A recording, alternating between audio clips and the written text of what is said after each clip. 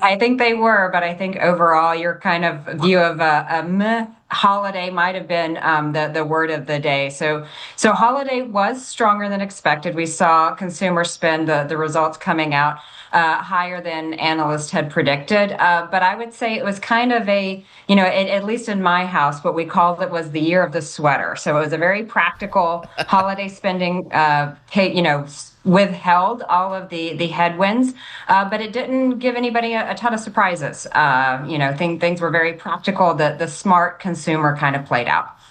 What Ours about was ours was socks this year. socks? Yeah, I was going How to say bad is socks. that? Or you know what? SNL had a great skit. They always do it. It's an old skit, but they did it where the mom gets a robe every year, but everybody else in the family gets like really cool gifts, and she's like, "Okay, I have another robe." So I feel you on the sweater, robe, sock thing. But what about gift cards? Remember when they were sort of all the rage? People were going out and buying gift cards because they didn't know what else to do. Do you think that was a Or thing this because year? it crept up on them. Yeah, absolutely. So I think gift cards, and we'll really see where the consumer plays out in terms of the categories because of the gift card trend. I think a lot of people, the sentiment, and actually we had fewer days between Black Friday and Christmas Day this year. So a lot of people, it caught them by surprise. And so gift card as the gift of choice is definitely something that we predicted with our consumer pulse survey and then actually played out. So I think you'll see a lot of spend over this weekend to see if electronics kind of nudge ahead or if people are still using the gift card to get the things that they kind of were holding out on just as they were a bit spendthrift over the period. Alexis, you know that Julia is a big time consultant because right behind her is a whiteboard. And whenever a whiteboard is brought out in a meeting I'm in, I get up and I leave. Thank you very much. I'm a Yeah, it's transaction. actually a painting, but yeah, I can get the whiteboard's on the other side of the room. There There you there go. is a whiteboard and lots of business books as That's well. how they do it. That's how the consultants think. They're big time out of the box. Julia, how do retailers reach their consumers these days? How do you reach a John Tucker who's not at the beck and call of influencers on social media?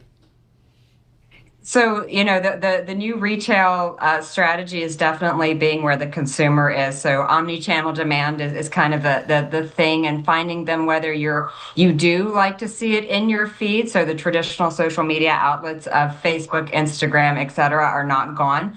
Chat GPT, Gemini, everything, making sure that you're searchable there and that it's easy to click through is kind of the second area. I would say this is the first year that we really saw AI take off from a consumer perspective. And then the traditional ad, it's not gone. There's some of us that are still in, we watch TV, we watch it, we do things on YouTube, et cetera. And so finding that perfect mix is complex, but we have a lot more tools today to get in front of the consumer.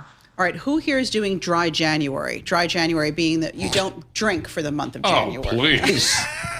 John's like, Or Out a of your light. mind? I've heard, sprinkle January is another thing. Our consumer survey said about 1 in 3 Americans are participating in dry January. It's for health reasons is the number one reason, but the second reason is to spend less money. So I think if we aren't knocked over the head with the thing of the frugal consumer, we're continuing to see that even as we head into dry January. But it is a restrained consumer thinking about health and wellness for sure. AI has kind of seeped into all aspects of our lives, all aspects of the economy. How are consumers using AI in their purchasing? I have to tell you, as a last minute shopper, AI does not bring the package to your door. So that's one thing that we could maybe look for in the future. If you're buying in the last 10 hours of the holiday shopping spree, then you do need to go in a store and physically pick it up. But I think AI is helpful. We just mentioned that the returns that are about to happen. So figuring out where to go, how to print a label, some of those really tactical things that you'd have to sift through and try to figure out.